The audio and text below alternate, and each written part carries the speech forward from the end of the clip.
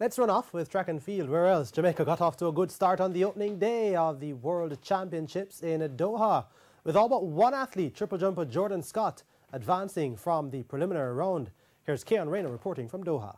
It was not the first round outing that long jump medal contender TVJ Gale wanted, especially after only cutting the sand at 7.89 meters to qualify for the long jump final on Saturday as the 12th qualifier. Gale, who set a personal best of 8.32 meters on June 20 in London, conceded that problems with his new technique worked against him today, but he will be working to fix them for Saturday's final.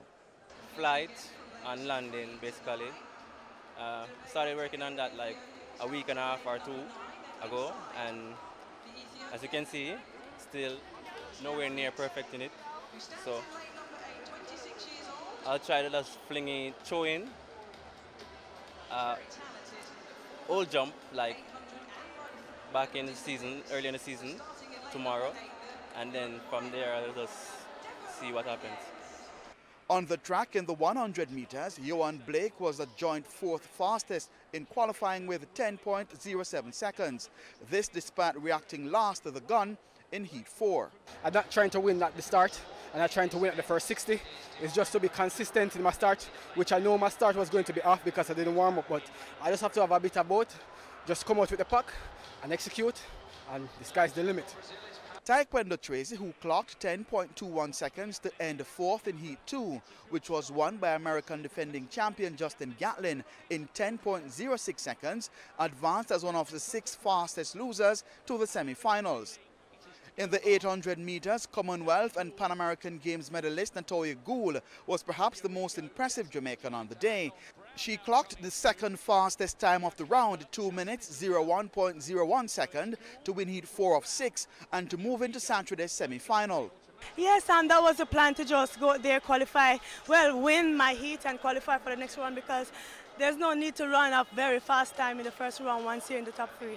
Kemar Mowat also made progress to the semi-finals of the 400-meter hurdles, posting 49.63, running from lane 9. For me, it hasn't been the smoothest season, but, you know, I'm mentally strong. Physically, I'm in pain, but, you know, the season's almost over, so I just got to give it my best, and hopefully, you know, the results will speak for itself. Action continues on Saturday with the strong medal contender Shelley and Fraser Price, Elaine Thompson and late addition Janelle Smith set to run the 100 meters. Stephen Francis, who conditions Fraser Price and Thompson, believes they are ready to do some damage. I think they are close to, or if not as good as, at least as good as they were at the trials. Hoping that they're a little better. But I am reasonably sure that they're going to be in near season best shape. National discus record holder Frederick Dakers will be joined by Chad Wright and Travis Michael in qualifying. For us, it's just really just trying to deliver. So as I tell the team, it's not really about, you know, what you did or what you're supposed to do. It's what you have to do on the day. Reporting from the IAAF World Championships in Doha, Qatar, I'm Keon Rayner for TVJ Sport.